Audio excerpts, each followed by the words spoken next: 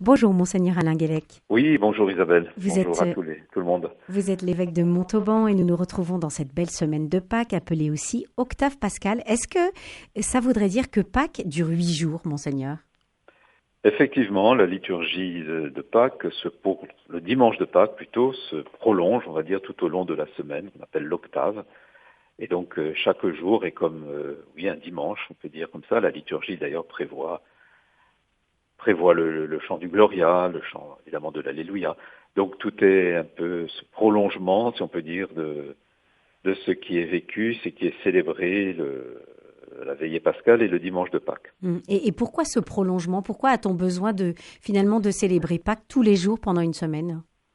Eh bien, parce que la nouvelle est tellement extraordinaire qu'il faut du temps pour l'assimiler, pour la vivre, pour la célébrer. Voilà, c'est quelque chose qui nous entretient. Et puis alors, tout au long de cette semaine, bien sûr, on lit les évangiles qui nous racontent les apparitions de Jésus ressuscité à ses disciples. Et le mercredi en particulier, on a ce texte bien connu, magnifique, des disciples d'Emmaüs, tout ce chemin qui se vit, et vous connaissez bien sûr Jésus qui apparaît, qui n'est pas encore reconnu et qui petit à petit se fait reconnaître. Et tous les évangiles de ces jours-là, justement, insistent là-dessus. Là.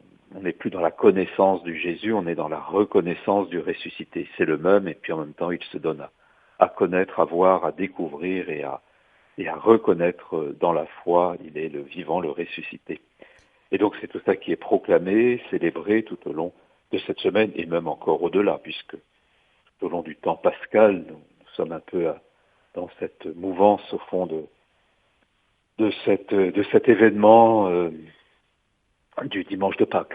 Mais pourtant, cet événement du dimanche de Pâques, il n'est pas si évident à comprendre, parce qu'en fait, même si la résurrection du Christ est le mystère central de la foi chrétienne, Oui. on n'a que des récits postérieurs. Qu'est-ce que ce décalage peut nous dire de notre foi? Eh bien oui, bien sûr, ça on le dit, on le redit, il n'y avait pas de témoin Eh direct oui. de l'événement, personne n'était là pour prendre des notes sur l'événement lui-même. Et donc tous les évangiles nous le montrent justement.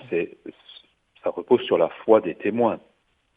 Marie-Madeleine, les apôtres, qui sont allés au tombeau, etc. Et donc la foi, elle se transmet ainsi elle prend appui sur le témoignage de ceux qui ont vu, qui ont été littéralement retournés, convertis par la présence du ressuscité. Prenons l'exemple de Thomas. C'est un exemple un peu symptomatique. Il n'était pas là. Quand Jésus arrive, il a du mal à croire. Vous connaissez l'expression, si je ne le vois pas, je ne croirai pas. Bon. Et on a ça d'ailleurs beaucoup dans les évangiles. Et on voit qu'il a fallu du temps, il a fallu la pédagogie de Jésus, il a fallu l'insistance, la patience, on va dire, de Jésus.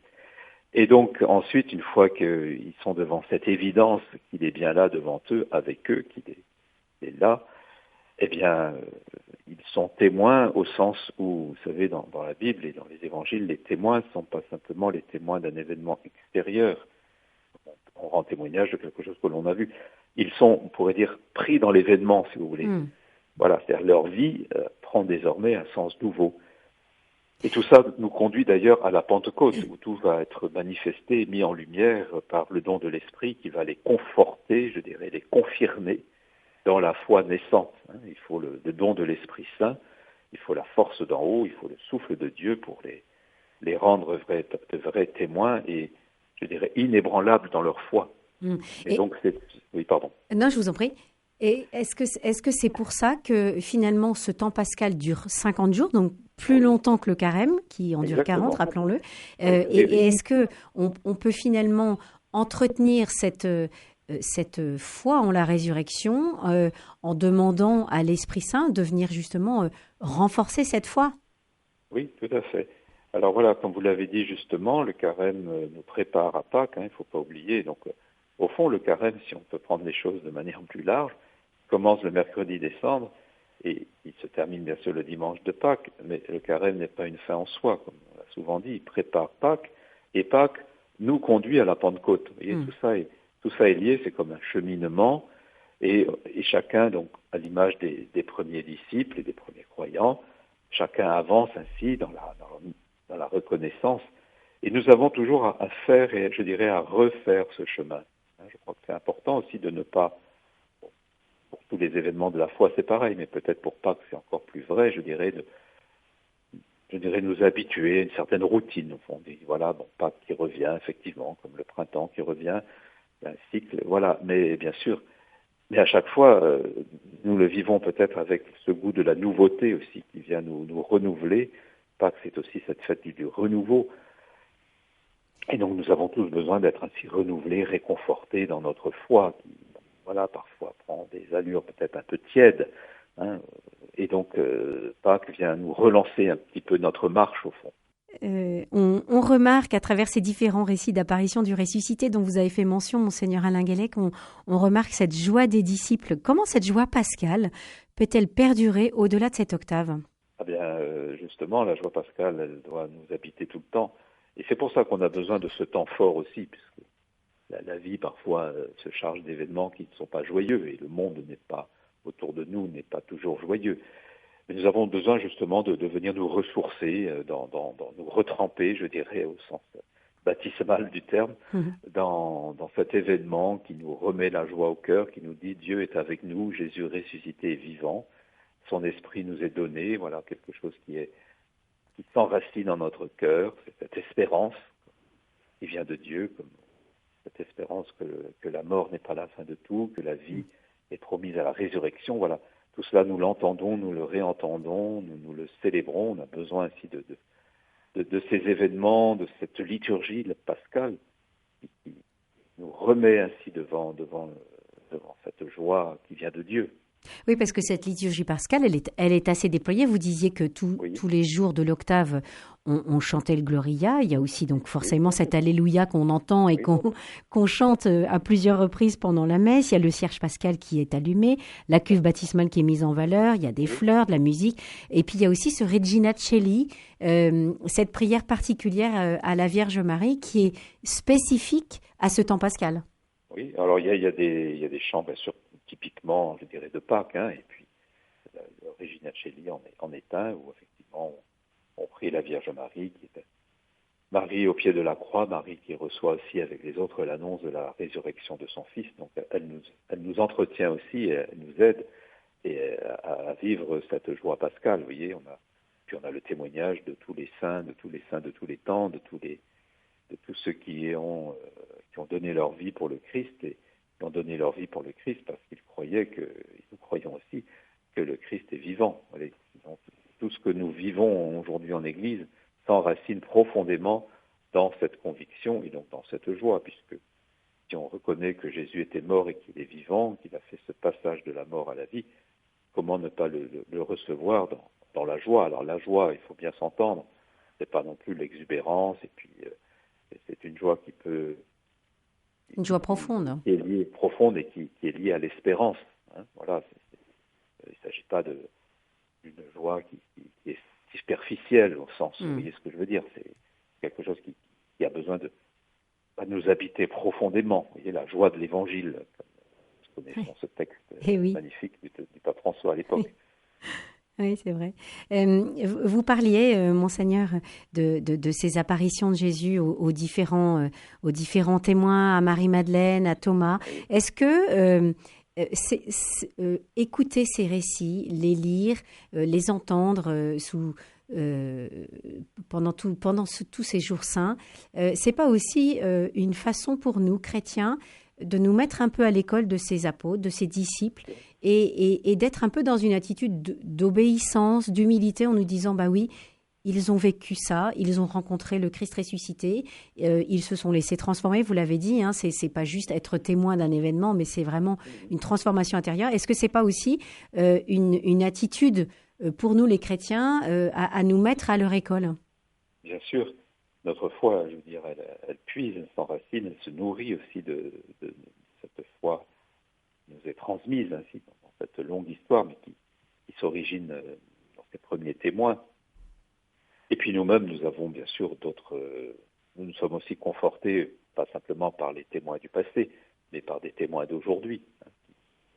Et c'est pour ça que c'est l'Église qui se réjouit de la joie pascale. C'est nos frères et sœurs qui sont là avec nous, qui nous confortent aussi dans notre foi. C'est important aussi la foi n'est pas une aventure solitaire. Chacun, bien sûr, est appelé à poser l'acte de foi, ne pas croire à la place d'un autre. Mais c'est aussi l'Église qui se rassemble. Et quand Jésus apparaît, les disciples sont rassemblés, il les conforte, il les fortifie. Et donc notre foi, elle se vit aussi, elle se nourrit de la foi de l'Église. Et donc je crois que c'est important aussi, on le voit bien, les assemblées chrétiennes, les assemblées du dimanche, c'est ça qui nous conforte dans notre foi aussi. Oui. Dans les apparitions du Christ ressuscité à ses apôtres, il y a aussi cet appel à la paix, hein, puisque quand Jésus apparaît, il dit « La paix soit avec vous ». Alors évidemment, c'est j'allais dire un message qui est encore plus prégnant aujourd'hui avec tous les conflits dans lesquels le monde est plongé. Qu'est-ce que ça vous suggère, Monseigneur ? Eh bien, effectivement, comme vous le dites, aujourd'hui, l'appel à la paix. Le pape Léon, d'ailleurs, je dirais quotidiennement, dans toutes ses interventions aujourd'hui, il a cet appel incessant à déposer les armes, à vivre, oui, le Christ, celui qui fait la paix, celui qui unit, celui qui rassemble. Et donc, être habité par la foi au Christ, on ne peut qu'être des hommes ou des femmes de paix et qui avons à annoncer et à transmettre la paix. Dieu est la paix, Dieu est du côté de la paix, comme disait le pape encore. Dieu n'est pas du côté des armes. Et on ne peut pas non plus invoquer Dieu en prenant les armes, vous voyez. Donc, effectivement, l'appel à la paix, le Christ lui-même, quand il dit la paix, c'est une salutation qui met leur cœur en paix aussi, puisqu'on peut imaginer les apôtres, les récits nous le montrent bien, après la mort et après la mort de Jésus, sans doute n'étaient-ils pas très en paix eux-mêmes, parce qu'il y avait eu des trahisons, il y avait eu un reniement, il y avait eu quand même l'abandon. Jésus est mort, voilà, dans la solitude. Et on peut imaginer, alors on peut entrer un peu dans ces dispositions, on peut dire que leur cœur, et d'ailleurs Jésus dit que votre cœur ne se trouble pas, voilà. Et donc la présence de Jésus apporte aussi cette paix du cœur. Vous voyez, on est en paix, le fruit de l'esprit est la paix. Donc vivre en Christ, vivre dans le Christ, je pense qu'on peut le vivre aussi nous-mêmes, dans des moments troublés. Se mettre devant le Seigneur, c'est recevoir aussi une parole de paix, de réconfort, puisque je crois que paix, réconfort, confiance, espérance, tout ça c'est lié, bien sûr. Oui, c'est ça. Oui. Voilà. Oui, donc ce n'est pas forcément parce qu'on vit une épreuve qu'on ne peut pas être en paix et dans la joie du Seigneur. Oui. Alors oui, et puis dans les épreuves, eh bien, on peut aussi entendre cet appel à être pacifié par le Christ, apaisé par le Christ. Oui, tout à fait. Ça, je crois qu'on le vit, alors on le vit, bien sûr, chacun le vit dans la situation qui est la sienne, mais on l'entend aussi aujourd'hui suffisamment dans les récits de conversion qui sont présents aujourd'hui, comment des gens trouvent la paix, alors de multiples façons, en écoutant l'Évangile, en entrant dans une église, en participant à une célébration, en entendant le témoignage d'un autre chrétien, etc. Vous voyez, tout ça, la paix du Christ, elle vient de bien des manières. Oui, bien sûr. En tout cas, on retiendra pour tout cet octave pascal et puis tous ces jours qui vont nous mener jusqu'à la Pentecôte, ces mots de paix, ces mots de joie. Je vous remercie beaucoup, Monseigneur Alain Guélec, de vos propos. Bonne fête pascale à tous. Merci. Et puis donc, nous vous donnons rendez-vous dans quelques mois pour un nouveau rendez-vous avec vous, l'évêque de Montauban pour le diocèse de Montauban. Au revoir, Monseigneur. Au revoir.